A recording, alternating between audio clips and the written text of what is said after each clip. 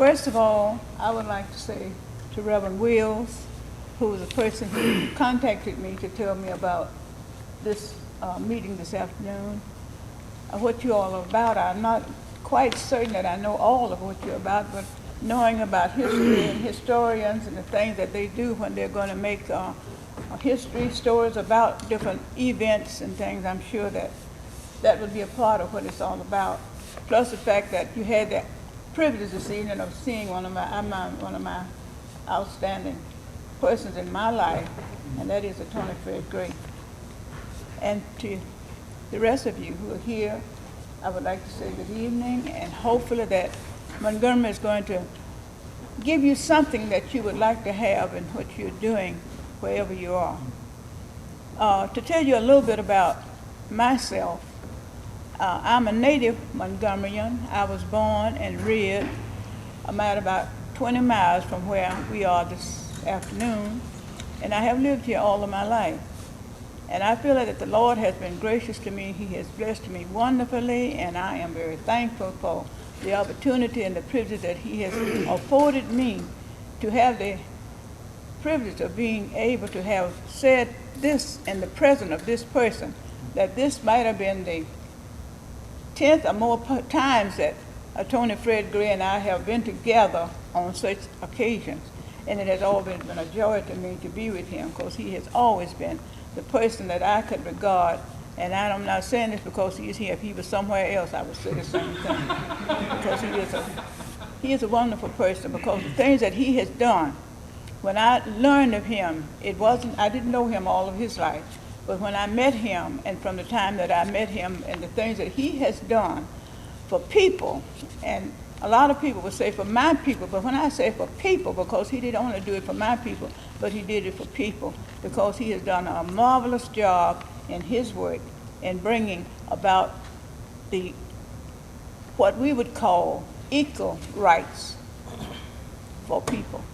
And that has been something that we have been struggling with. He was the lawyer for Dr. King and for Rosa Parks. Rosa Parks and I were students together in a private school here in Montgomery, Alabama, that was organized by white teachers who came down from the north and organized a school for black girls here in the 80s, in the 1800s, and operated that school until 1927. And Rosa Parks had the opportunity, and I attended that school, and we were classmates in that particular school. I feel that that school really gave the girls who had the opportunity to attend that school a background that many others may not have had, because of the fact that the persons who was operating the school, they went through tremendous things to operate the school at that time in this community.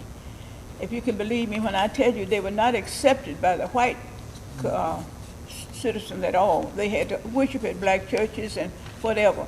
But their purpose was to give the black girls an opportunity to have an education that they felt that they needed. And we are grateful, Rose and I both are grateful for the opportunity. Our parents took the advantage of sending us to this particular school.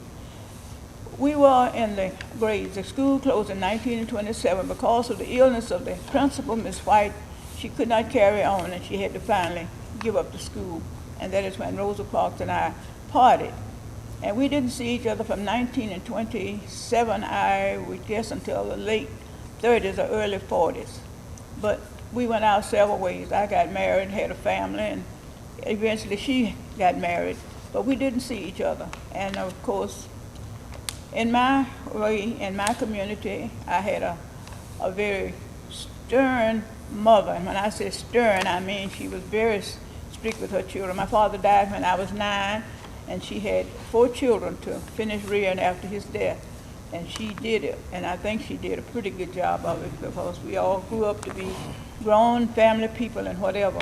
And God has blessed me with the opportunities to have taken advantage of things that were given to me at that particular time, and for which I'm grateful for. When Rosa Parks refused to give up her seat on a City Line bus in Montgomery, Alabama on December the 1st, 1955, from that day until now, when we found that it was feasible for the things that went on, with Dr. King, Mr. E.D. Nixon being the person in the community that was made aware of her arrest by a person who was on the bus, and she went to notify Dr. King that his friend had been arrested. She did not see him, but she gave the word, and when he got the word, he attempted to find out about her arrest, and they would not give him any information. At that time, as I understand, Attorney Fred Gray was not in the city, but he was on his way back to the city, I think. But he was not here. And in ensuing, Mr. Nixon got in touch with a lawyer, white lawyer, who was the only lawyer at that time that we had here that would really take cases of abuse and whatever about the blacks. And Mr. Clifford Durr, Mr. E.D. Nixon, and Mrs. Durr went down to the city jail to see about Rosa. Because when Mr. Nixon asked about the information, they wouldn't give him none. Mr. Durr called her, asked about it, and of course he got the information, and they went down to get her out of jail. And from that moment, that ball started rolling, and that ball is still rolling. Because I've had many people to ask this question to me, and I was just asked a few days ago about a newspaper question about 911, which we will be celebrating next week. That was a wake-up call. And my answer is this: it might have awakened some people, but some people are still asleep because they're still carrying on the same type of activities that they were carrying on, denying, refusing to do things for people, and accepting things that it should be. So I feel that we have had a long, long struggle, because from 1955 to the day that we have been out on the battlefield trying to correct the wrongs that had been heaped upon the heads and the lives of our people. But we do feel that in a large measure that we have accomplished some things, but it could not have been accomplished had we not had a Martin Luther King, a Rosa Parks, an E.D. Nixon, a Fred Gray, and many others who went to the forefront and gave their all in all to try to break down the bars that were keeping us from enjoying life as other people.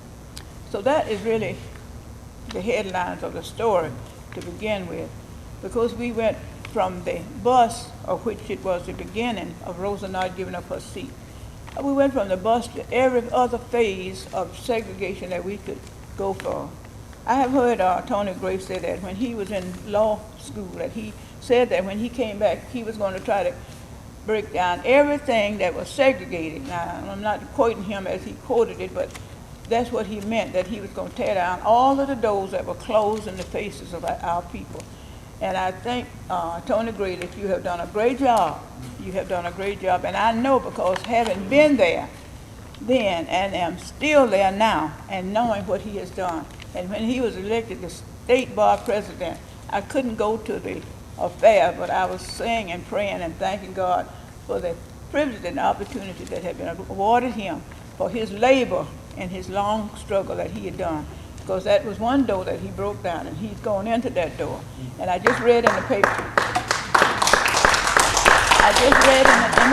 I believe this week, where there is a black person who is a national in, I believe, the bar. President-elect of the American Bar Association. American Bar Association. So I can see where things are moving forward.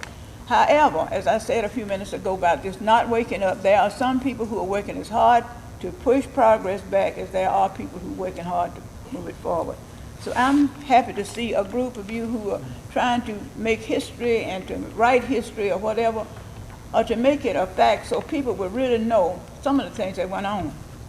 I have had the opportunity and privilege of going to a lot of places and speaking in a lot of areas to groups, and I especially do it to young people who come here on tours down to the Rosa Parks Museum. I have been here to Dexter. Pastor Thurman can tell you that they called me and asked me to come here to Dexter or Poverty Law Center or wherever they're going to go. But I'll go and talk to them and tell them about how we came through, the things that we endured, and what we were working for, and how we came about it. And one of the things I tried to impress upon young people especially, that is not by might, it is not by your all that you know, but it's really by your contact and your willing to listen to your peers and to your elders, and also by the grace of God that we have come a long way. Because we have gone through some things that I cannot recollect myself. Some people bring it up and start talking about it. I say, oh yes, I remember that. But some of the things that we endured really are have gone away from us.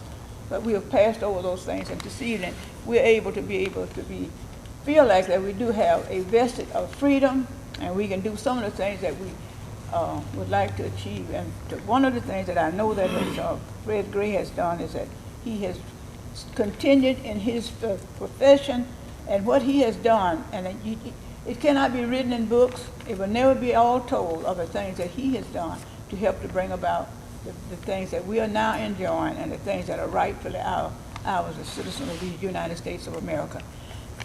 I don't know if I could tell you anything else other than just to tell you that I am just delighted that Reverend Wills called me to ask me about this.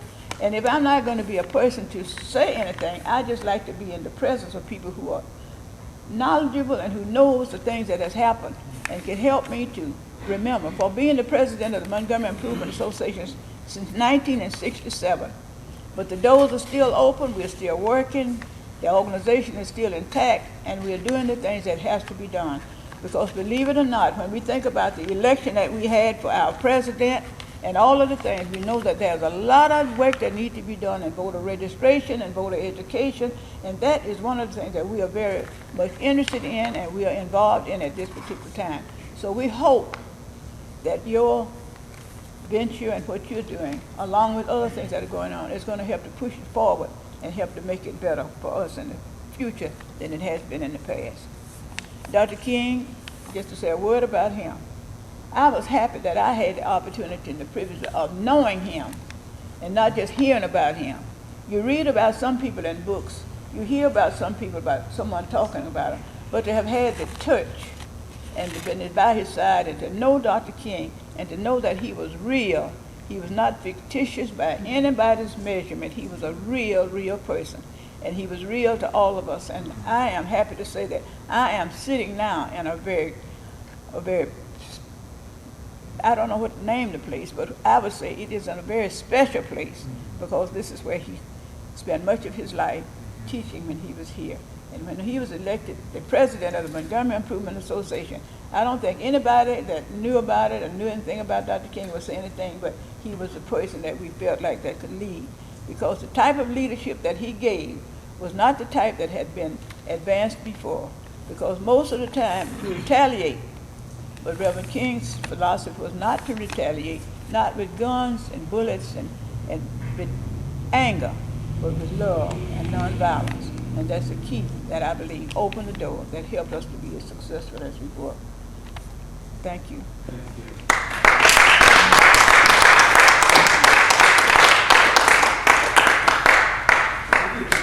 Would be Mr. Gray, you could share with us a few words, and then we might ask some questions.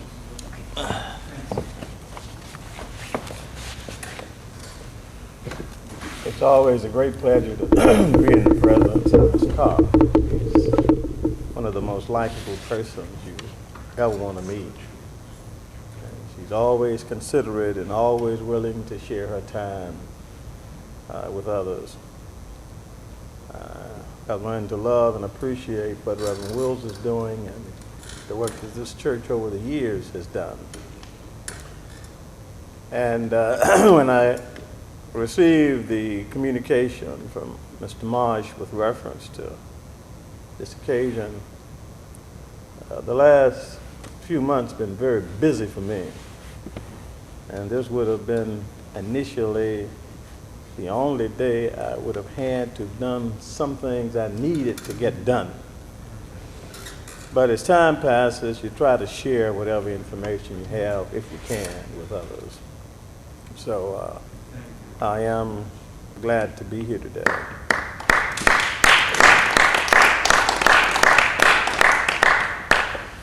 I was born less than 5 miles from where you're sitting,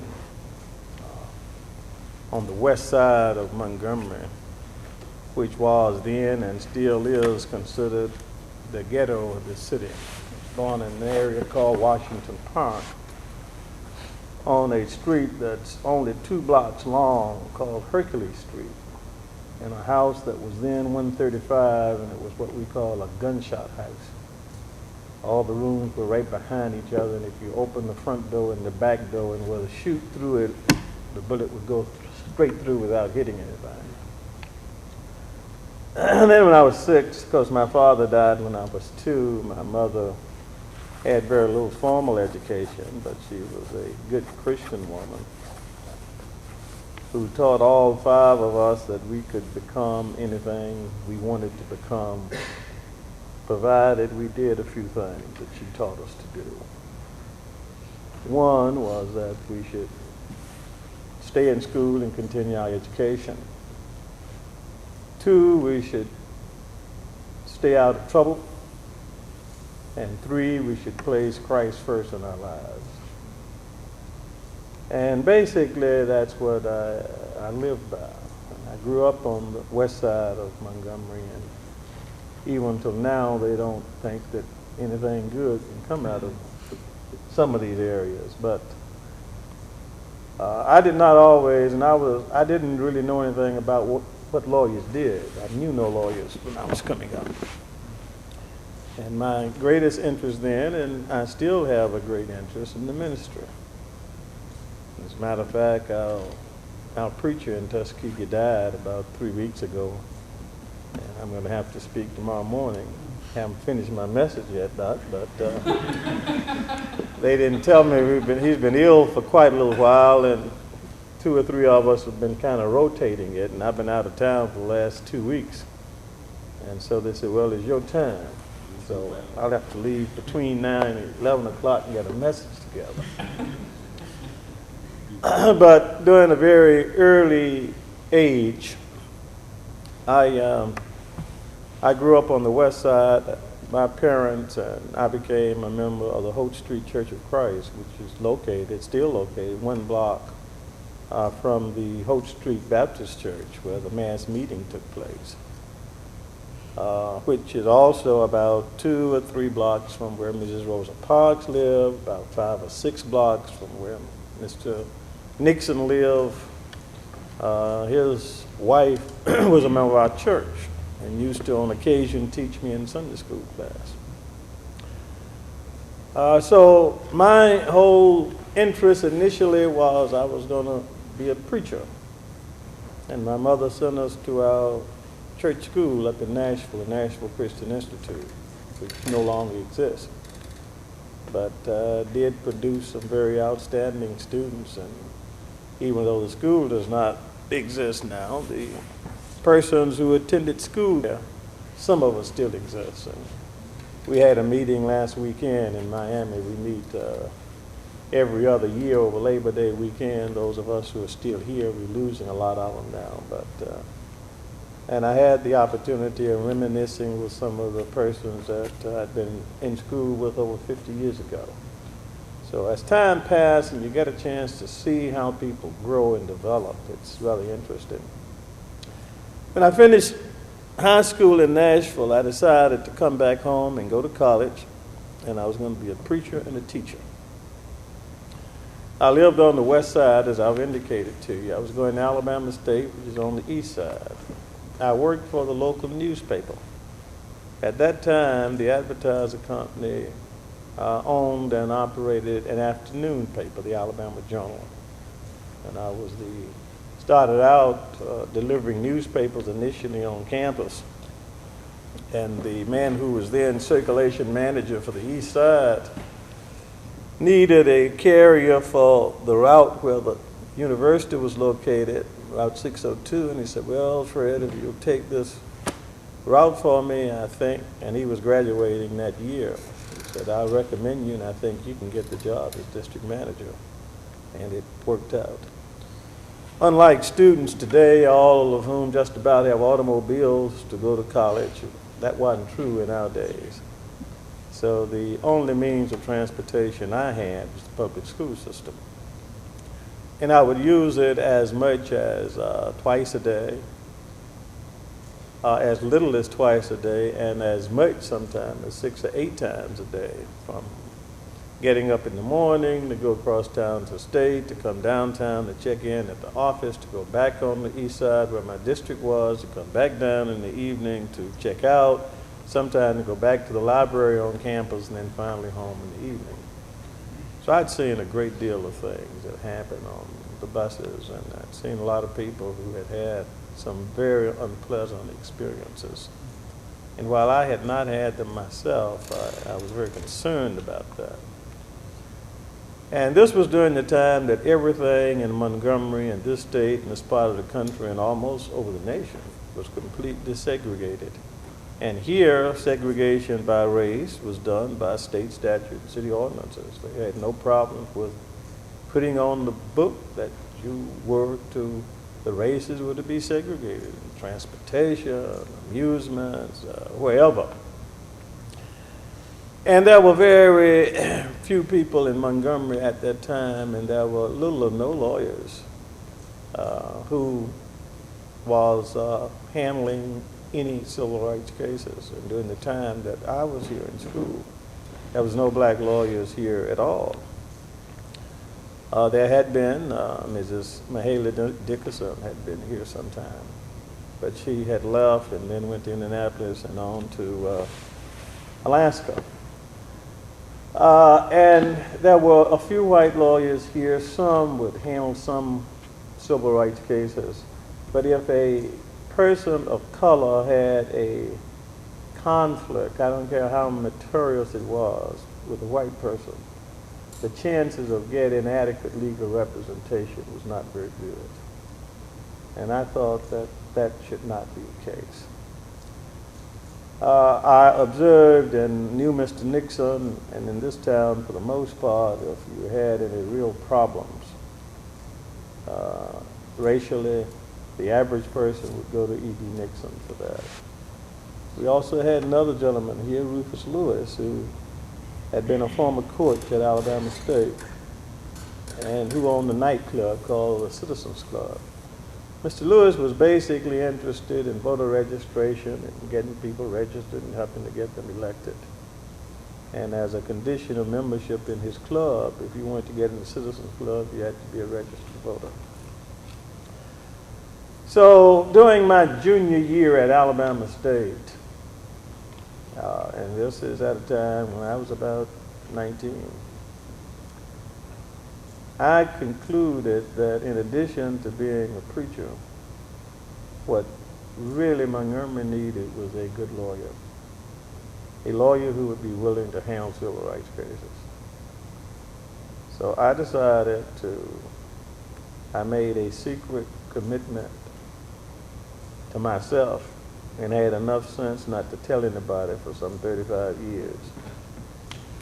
And that secret commitment was that I was going to leave Alabama because I couldn't go to the University of Alabama Law School because of my race. And at that time, Alabama, like all of the southern states, had a procedure where if an African American wanted to pursue a graduate course, a professional course that was offered at the white university and not offered at the colored college, then they would give you some financial assistance. And it was with that type of financial assistance that I decided to go to Western Reserve University in Cleveland. I didn't even tell my mother that I was thinking about law school until I had been accepted. And one day at the dinner table, I just eased her a copy of the letter that I had received that had admitted me to that first year law school class. And she read it and said, "Well, Mr. Smarty, now that you have gotten admitted, where are you going to get the money from?" She immediately went out and started to try to help me hustle up the money to go. So that commitment that I made was I was going to leave, become a lawyer, come back to Alabama, and destroy everything segregated I could find. And because it's easy for me to sit here now and tell you that was my commitment, but the question is, how in the world do you know that that was true? Well, you don't know. But if you look at the record, and I've described a great deal of this in Bus Ride to Justice, which, while it's an autobiography of mine, it really tells about the civil rights movement from prior to Rosa Parks to and including up till about 1995. And I am going to completely revise it once I complete this year the Alabama State Bar. Is it a paperback edition?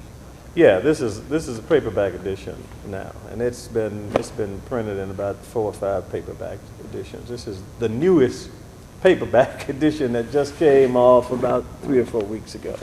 But it's the same text, except for I lost my wife for 40 years, who really helped to make all this possible, and so she passed in the interim. So you have that in it. But what I decided to do while I was in law school, I made every plans to come back to Alabama. For example, every research paper I had to do, I did it on some phase of Alabama law. I found out that the section of Alabama law that was probably more different than most states were really dealing with the pleading section and probably probate and wills and estates. So I ended up getting the librarian to order me Title VII of the Alabama Code. In my spare time, I would just go through the code and outline it. I also realized that when I came back, I had to pass the Alabama bar, even though then white students, and that was all who was at the University of Alabama, after they finished law school, they didn't have to take a bar exam. They were admitted on motion. There was a refresher course, Jones Law School, which still is here now, that's owned by Faulkner. Because then it didn't admit African Americans either, they do now. But they had a refresher review course for the bar, but I knew I wouldn't be able to take that either. So every day as we studied a point of law in all of my various courses, I would determine whether Alabama followed that point of law or whether it did something else. So really, when I finished law school, in each one of the courses that I had taken, I had a good, reasonable knowledge of what the Alabama rule was on all of those. So when I finished in my 3 years, I stopped by Columbus. Out of an overabundance of caution, I thought I'd better take the Ohio bar. Then 6 weeks later, I took the Alabama bar. I was fortunate enough to pass both of them at the same time. So my coming back to Montgomery wasn't by accident. It wasn't that I was coming here for something else and happened to have been brought into the movement. And it wasn't something that was thrust upon me, but it was something that I came to do because it was what I wanted to do. I saw a need which was not being filled and felt that I should try to do that. I already knew Mr. Nixon. He had helped me to get persons to sign affidavits so I could qualify to take the Alabama bar. And he had encouraged me to be a lawyer, and so had some other persons locally. So I came back, was admitted to the bar. I took both of the bar exams, was fortunate enough to pass both. First time, and on September 8th, 1954, I was licensed to practice in this state by the Supreme Court. I immediately began to work in the areas that I had talked about working into. Mr. Nixon had asked me to form a group of senior high school students and college-age students to encourage their parents for voter registration. So we formed what was called YAD, the Young Alabama Democrats, and we had teenagers who were involved in it. I knew Mrs. Parks, who was working with the NAACP, and I knew the president of the branch. So I began to work in that area, and really the very first civil rights case that I handled was in this city. And everybody know about Mrs. Parks, and everybody know about Dr. King and some others, but very few people know about Claudette Carter. Claudette Carvin was a 15-year-old African-American, and I never tell the story about Montgomery without mentioning Claudette. It's been almost a one-man crusade for 40 years. People are now beginning to write about it. They're now beginning to talk about it. But Claudette, on February the 2nd, 1955, and this was almost 9 months before Mrs. Parks was arrested, Claudette lived in a section of town called King Hill, which is northeast. She went to school at Booker Washington, which is on the kind of southeast.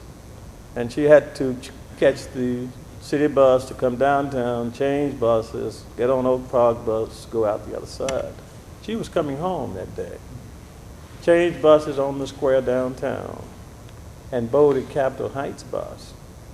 Same place 9 months later, Mrs. Parks boarded Cleveland Avenue bus. Ms. Parks went up Montgomery Street. She went down Commerce Street for 1 block to Commerce and Bibb. And she was asked to get up and give her seat to a white man. And she didn't get up. And she didn't walk off. They literally drug Claudette off the bus.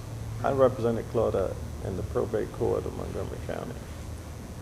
And Mrs. Joanne Robinson, who worked at Alabama State and who had had a problem herself on the bus back in 1948.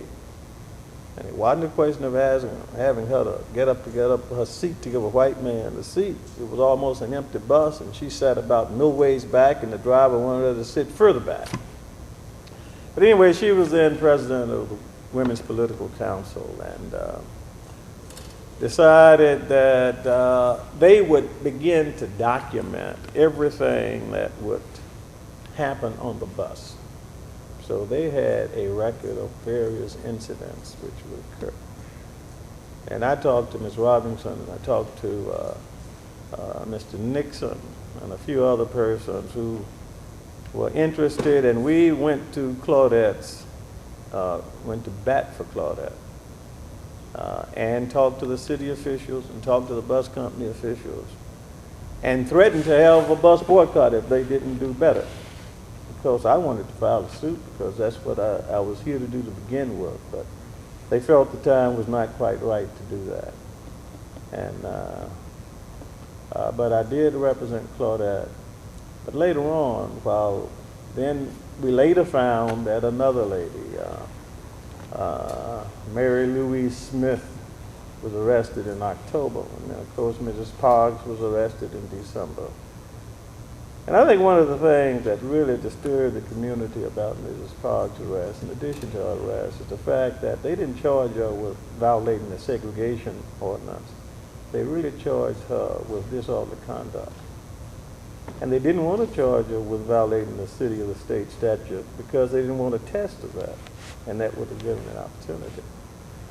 I knew Ms. Parks rather well, still know her well, and she worked a block and a half from where my office was located, and we would have lunch every day. We would talk about everything from segregation and youth to voter registration and just regular talk. We met the day that she was arrested. We had lunch that day.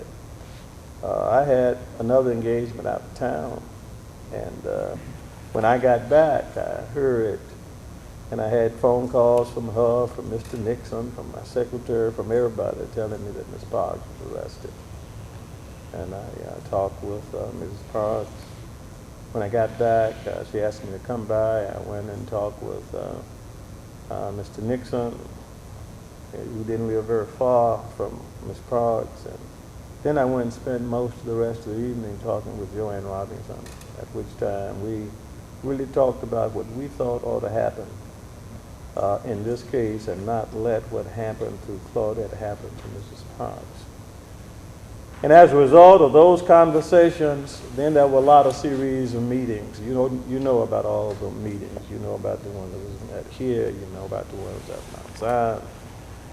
And basically, you then had, after Mrs. Parks was arrested and I represented her, And Dr. King was selected as the spokesman and was introduced to the community and to the world at the Hope Street Baptist Church, because most people did not know Dr. King. He preached for this church, which then didn't have the reputation that it has now. It just was a small Baptist church that the African American elites usually attended. And most of the people who worship here were people who had state-connected jobs, so you couldn't really depend on them to place their jobs on the line for these issues, even though they would certainly support it. But they did it more behind the scenes than out front. So from Rosa Parks to, we represented her, then when everybody was arrested, because Dr. King, being the spokesman for the group, got a chance to really, I knew him before, but to know him on a very personal basis, and represented everybody in connection with the movement, and then from there to all of the other areas of discrimination. I won't take the time to describe it, but in Bus Ride to Justice, you'll get a glimpse of some of the cases. Even there, it wasn't enough to tell all the cases, and as time has passed, I remember now some other very important cases that we'll probably include when we revive the text. But with all the cases, then I filed lawsuits that even represented Mrs. Carr. In the case of Carr versus the Montgomery County Board of Education. Her son, she wanted him to go to Cedar Lanier High School, which was the premier white high school here then. Now it's predominantly all black, if not 101% black. But I was really disappointed, and she was disappointed, and her son was disappointed, because in that case, while we were able to desegregate the schools, he was the lead plaintiff in the case, and under the freedom of choice that the state had set out, Judge Johnson did not permit him to go to that facility near that first year. Later on, he was able to go. But even in these cases, sometimes people who make the greater contributions don't always get all of the credit. But most people don't know it, and I don't even know whether Ms. Carr realized it. Her case really started something that we all know about now, but we don't know that her case was the precedent-setting case in it. It started out as just a regular school desegregation case, and then we ended up looking at it, I did one day, and there were principals and teachers and coaches, black, who were being affected, but who were not included and not represented. So I was able to get the Black Teacher Association to let us intervene them, so that as we were able to get the issues involving the students resolved, we could get the issues resolving faculty and staff resolved.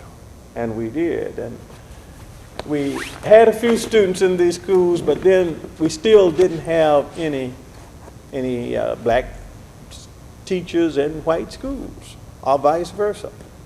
So I came up with an idea and amended the complaint and asked the court to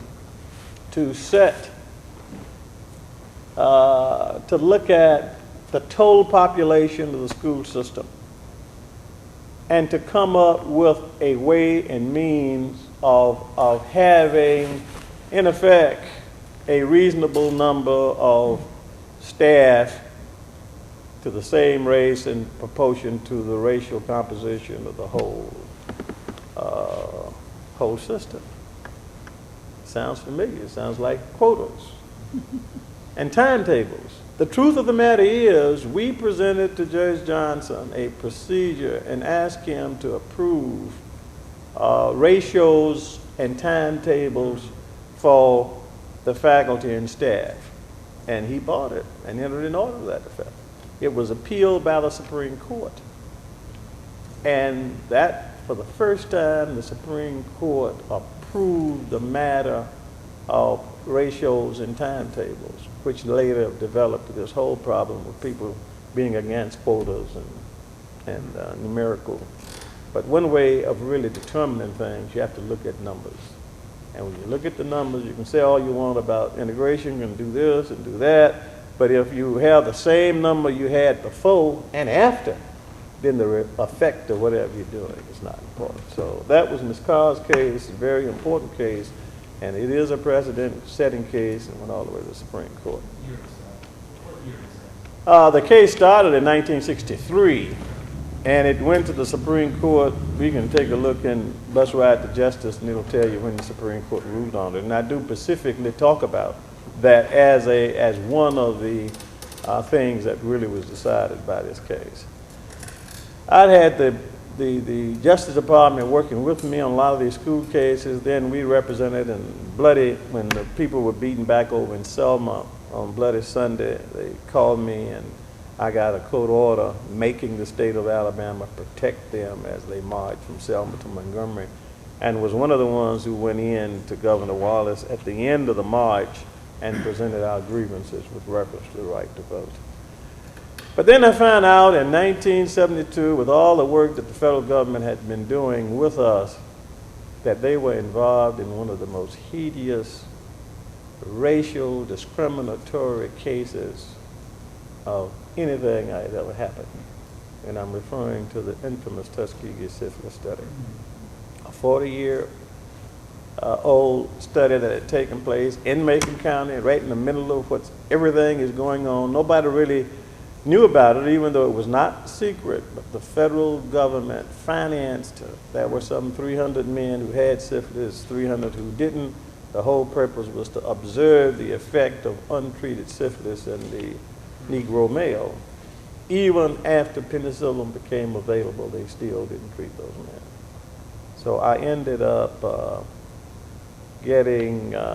representing them. We finally was able to get a settlement of their case. And then some years later, in 1997, we were able to get President Clinton to apologize on behalf of the nation for those men. And what those men said they wanted, in addition to an apology, was a permanent memorial in Tuskegee, a memorial where people could come and see what they had done, but not just for them, but they wanted a permanent memorial for the various ethnic groups that had made contributions in the field of civil and human rights. Mr. Herman Shaw, who was the spokesman for the group and who introduced the president in the East Room of the White House, announced that we had formed the Tuskegee Human and Civil Rights Multicultural Center, which, when fully developed, will not only acknowledge their contributions, but will acknowledge the contributions made by Native Americans, Americans of European descent, and Americans of African descent. When we came back, the Alabama Exchange Bank gave the center, which is a 501c3 corporation, a building in downtown Tuskegee, and we're in the process of now making that. The county has also designated as a tourist center and converting that into a museum and center to educate the people not only on what blacks have done, but what whites have done and what Native Americans have done in the field of human and civil rights. And when fully developed, it's going to be one of your leading attractions. That's what I'm devoting most of my time to, and I just happened to have brought enough little brochures by to leave with you to tell you about it, and we'll be happy for you to come by. We do have some exhibits on, one exhibit now on the Tuskegee syphilis study, and I have some more copies in case that's not enough. And let me kind of conclude by saying one or two things. And you may or may not agree with this, but there are so many people who've done so much in the whole field of civil rights that nobody really knows anything about. But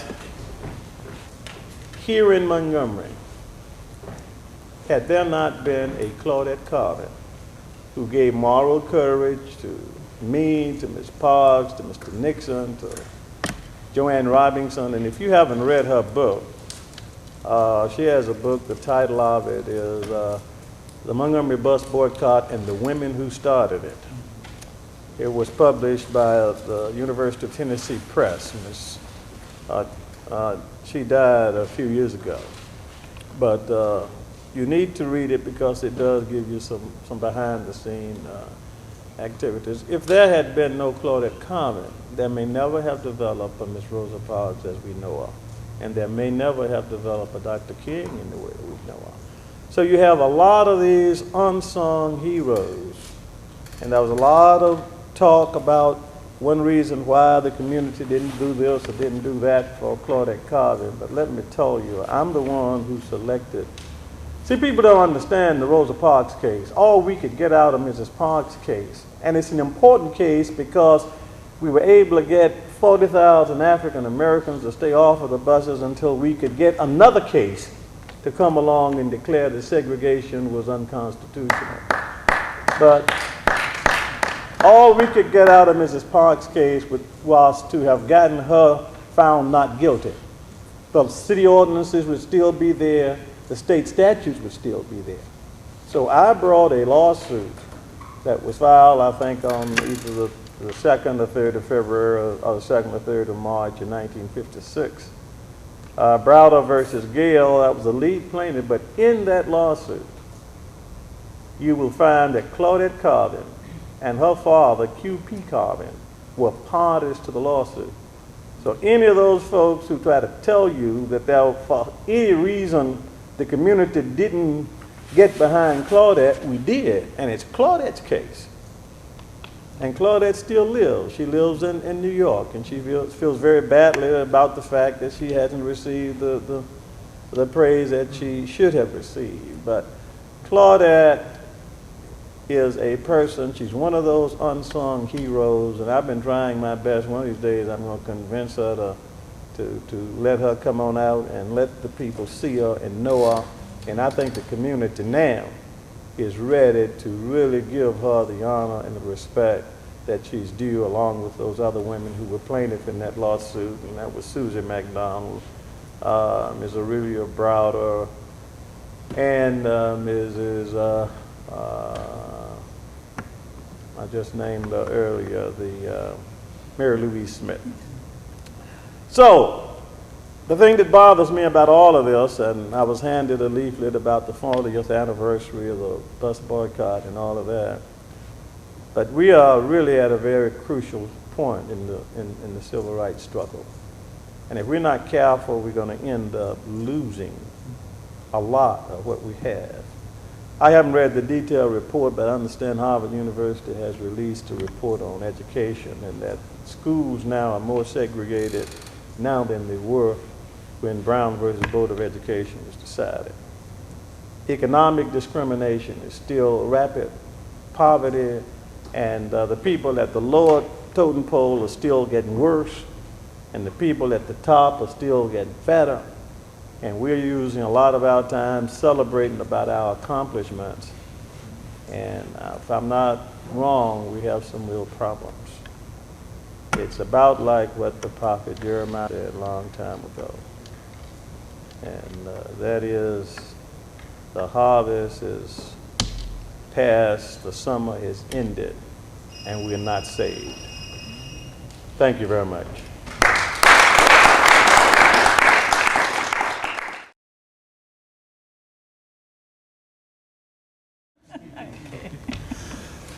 On September 8th, I became I was licensed. I think Dr. King became pastor officially October of the same year. On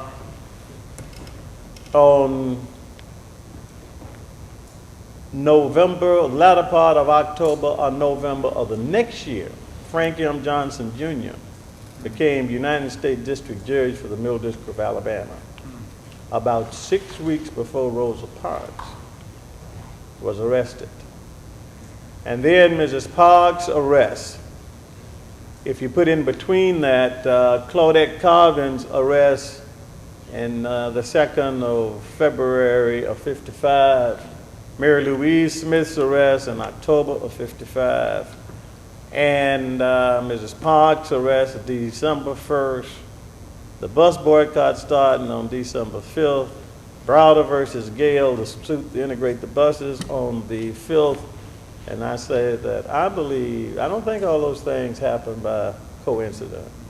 I think God arranged it that these events and these things which happen, and these persons being in one place at about the same time, and all contributed to something that occurred in this nation that is all now a part of history. And I think he was a part of it. I apologize if I'm from. No, sorry. The newspaper learned that 2 American heroes are here, so they want to come by and take it. May I ask a question to both of you? I loved your phrase, Ms. Carr, by the grace of God. We have come a long way by the grace of God. I was struck reading some of Dr. King's sermons and speeches from the bus boycott year that he referred to the Montgomery protest as a spiritual movement. And I'd just like to know your thoughts about that. Well, when we talk about the spiritual part of anything, right where we are now, this sanctuary is supposed to be geared about spiritual things. However, sometimes more than spiritual things come into play. But I firmly believe, from my faith in God and my training and my religious activities down through the years, have made me know that your faith in God and your activities and what you do yourself relative to your teaching and your faith that you have in God is what causes things to happen.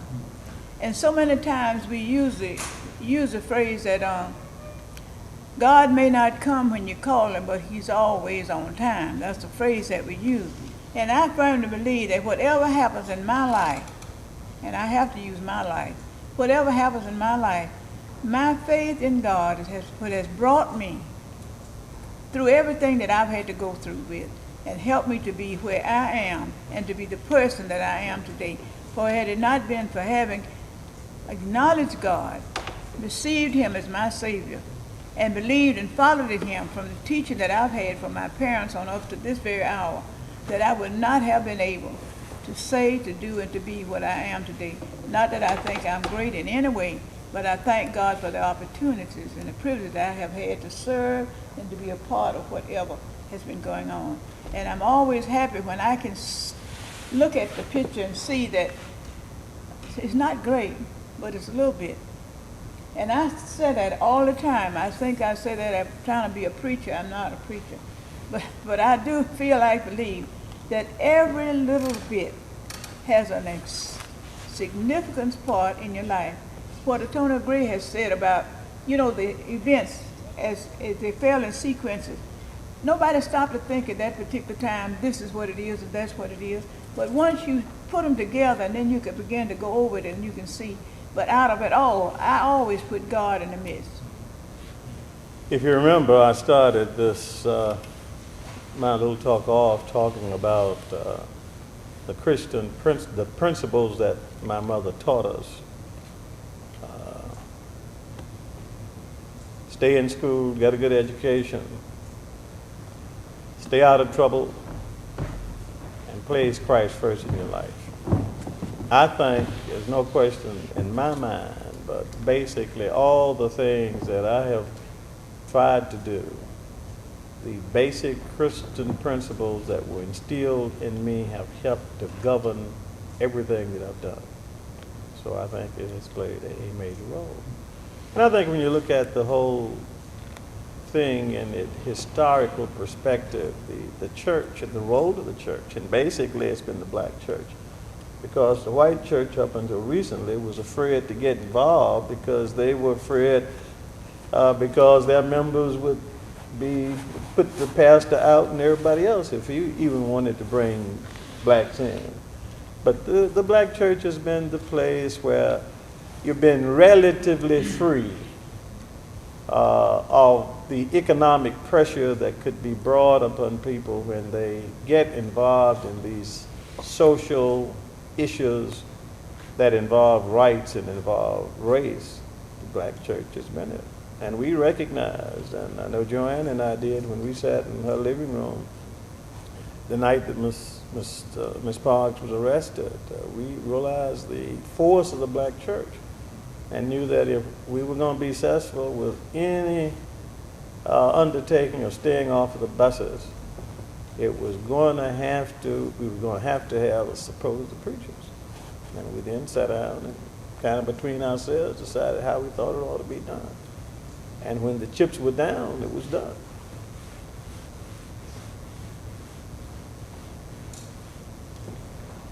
Mr. Gray, you pointed to the degree to which economic disparities and segregation in school, although usually under the color of the segregation of neighborhoods and the sort of de facto segregation of economic access, are, as bad in some areas, worse than they were 50 years ago. Insofar as you're prepared to answer this, what steps, what direction do you see the church, black and white, the Christian church, needing to move in if we are not simply to accede to that economically mediated segregation? Well, what I say, and this is another little thing I mentioned in most of my speeches, and I didn't allude to it too much here today, but there has to be a recognition, and I think the church has to recognize it, and the political community has to recognize it. There has to be a recognition that we still have in our community discrimination based on race.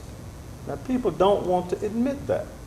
They want to say because you can go and buy a hamburger or go to a hotel, fly across the country, that there are no longer any barriers. But the only thing is you don't have any money to do that.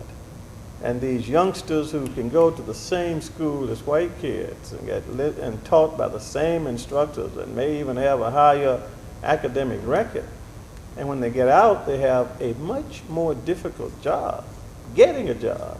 And then the jobs they usually get are not as rewarding as their fellow white students. So I think there has to be a recognition that we still have the problem of racism, and that there are still too many decisions that are made based on race, even though people will come out and say that I'm an equal employee, equal opportunity employee.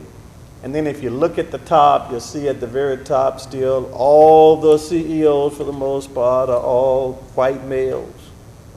And you'll see basically the same general pattern has not changed. Now, I don't sit here to tell you that we haven't made a lot of progress. We made a lot of economic progress.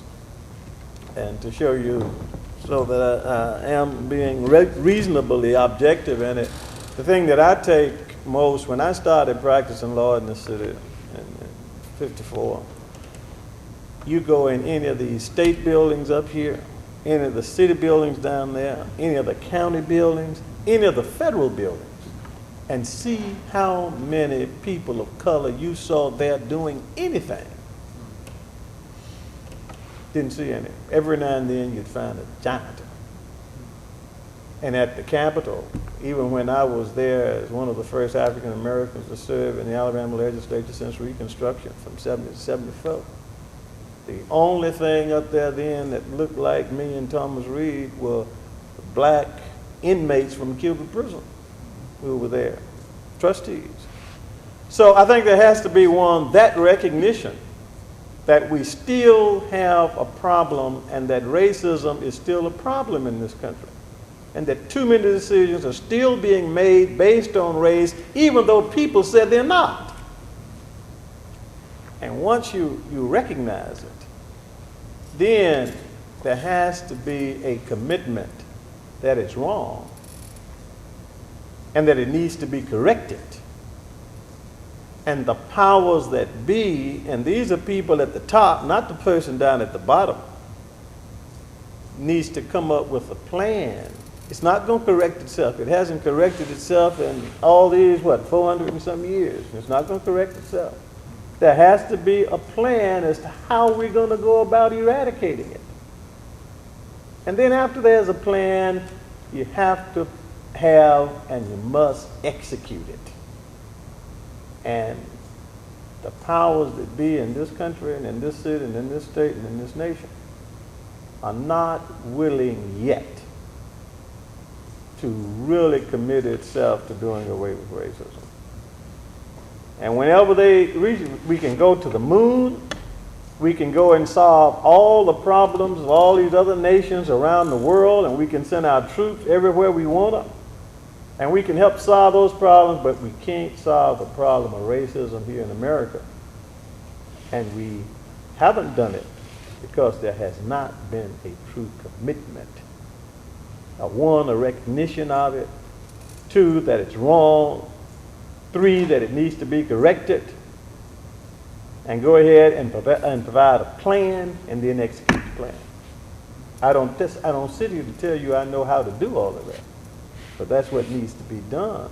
And this country has the capacity to do it. Now, whether it has the will and the desire is another thing. And that's where I base my argument when I say 911 might have been a wake-up call, but a lot of people still sleep. That's really, I mean, when you look at the bottom line and what Tony Gray is saying, that's what it is. I tell people all the time, nobody woke up one morning and the sun was shining and everything was beautiful and said, let's change things. It came by somebody being willing to sacrifice themselves, Fred Gray and others who sacrificed and went in the dark rooms and in late nights and worked on problems that were facing our people and come out with some kind of thing to try to combat and do something about it. But nobody in the leadership that he's talking about had woke up one morning and decided that our country is not doing things on the right basis, and we're going to see that it's changed. No, it can't be changed overnight, but it has to be a start somewhere. And I wonder who is going to be the person to start. We've had some great leaders. We've had some people in high places have done some things, but it still has not been the basic thing that would really eradicate this and make it like people are just people and just live in a country and try to see that everybody can get that little piece of the pie and live happy like anybody else. I'd like to live like Fred Gray because I know where he lives. But I think God has blessed him at this point, but he still knows that there is a vestige of that thing that keeps a lot of people, and a few have gotten a little higher, but everybody has not risen to that. So it's still a big battle to be fought, and don't nobody fool yourself to think that the battle is over, because it is not over. But I never forget where I came from. Right, and who you are. Yes, when a few days before I was to become president of Alabama State Bar, the bar had begun to get a lot of inquiries about wanting to have an interview, and so they finally decided, why don't we just set up a time and those who want to come can come. And they did, and that morning before I went to that press conference, I left Tuskegee and drove by. I only lived in one to about 5 places during my life. I drove by all 5 of them and just looked and reminisced to just see where I had come from, where I am, and where I think we want to go. And one of the main things that I have been talking about with the State Bar Association is that when we look at our profession, there is a need for diversity in the legal profession. And I have reorganized our task force and have set a blue ribbon task force chaired by a former governor and a former Chief Justice of the Supreme Court, former president of the Alabama State Bar, and some good workforces on it to look at the whole legal profession from beginning to end, from encouraging African Americans to want to be lawyers from grade school to get them through college and law school and out, and into gainful employment. So we have to try to help those persons who need help. Now, they'll say that there are some of us who, we have some very brilliant people in our community, white and black. Now those folks are going to make it. You know, they can go to the most prestigious universities in the world and they can be the top of the class almost anywhere they go. But that's not the average person. The average person doesn't have that luxury. And somehow we've got to get to the person, and even that person a little below the average, who needs more help than the average, and help him so that he can become the average and can see that he can go on and excel and can make it. And if a little black boy who was born on Hercules Street and grew up on West Jeff Davis and Day Street in Montgomery, Alabama, during the Depression years and the war years was able to make it to the presidency of the Alabama Star, then they can do it too.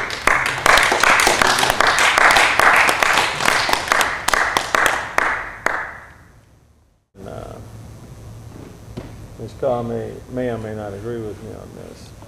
Go ahead on. I'm kind of a pioneer, and most people think about Montgomery kind of as the birthplace of the civil rights movement. If they think about voter registration, they think about Selma as the birthplace of the civil rights movement, of the voters' rights effort. But what most people don't realize is that Tuskegee and Lincoln County, African Americans over there for years, long before Montgomery, long before Selma, long before Birmingham, were struggling trying to get the right to vote. 80% of the population of that county has always been African American. But they didn't have but a handful of folks registered. They would only let the president of the university and a few of his key people. So you had a group of people working through others, and they were filing lawsuits as early as 1944 to get the right to vote. And then when we finally got a few persons right to vote in 1956, our state senator Engelhardt went and excluded all the blacks out of the city, which gave rise to Go Million versus Lightfoot. So really, Macon County is the center of civil rights history. And one of the things we are going to do with the Tuskegee Human and Civil Rights Multicultural Center, without fussing about it, but just let people know and document the roles that they have played. For example, I heard somebody, I don't know whether it was before we started or not, oh, you were talking about the school. But the Rosenwald schools, and some of you may or may not have heard about this, but Rosenwald was a former chief executive officer of Sears Roebuck. Booker T. Washington got him interested in schools. And they built these schools for blacks shortly after the slavery in black communities all over the South, built about 500 of them.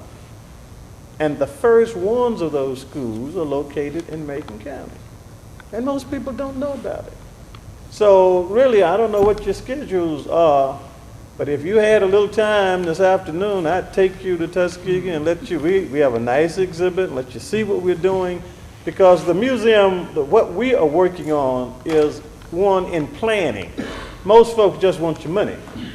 Now we need money too, but we need ideas because we think we can, we're gonna put together a museum and center in Tuskegee that'll be second to none and let people see the history that really has gone on. You name it, we have a lot of litigation now talking about farmers and how blacks have been discriminated. I filed a case, Henderson versus the Macon County ASCS, and it's in Bus Ride to Justice, back in 1960-something.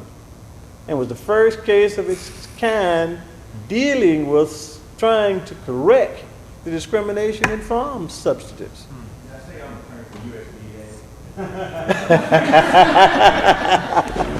So if you have a little time, I'd stretch my schedule and just take you to Tuskegee for an hour. It's only 45 minutes to get up there. Take you about 30 or 45 minutes at least to get the feel of things. So the next time that you're around, you'll be able to do it. And then, you know, the people in Tuskegee, shortly after the Montgomery Bus Boycott, they had a boycott there where they boycotted the merchants downtown when they excluded blacks from the city limits. And every week, just like we had mass meetings here, they had mass meetings there. And the church is where they met. And the same type thing, but most people don't, you know about the big ones and they don't know about the others.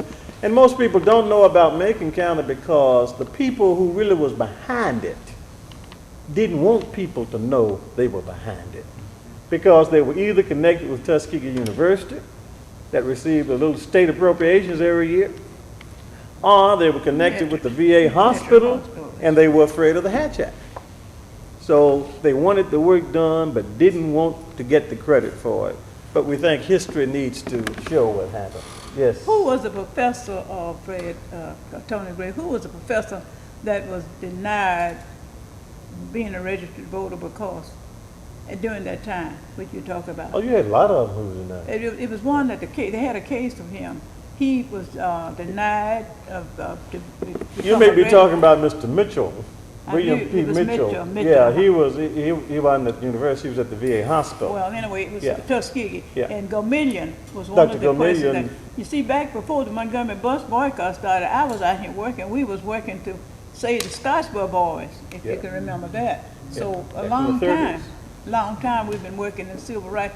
Not just then, but it's just something that happens that boom, and the things start happening and people learn about it. But you're telling the truth, Fred, and I'm 100% with you. Yeah. I know history, and I know what's been going on. Yeah, it's there, but But it's just I don't want to get on that- step on anybody's toes no, about no. what they claim. No, But I just want them to see what history reveals. Right, okay. Yeah. Mr. Gray, Mr.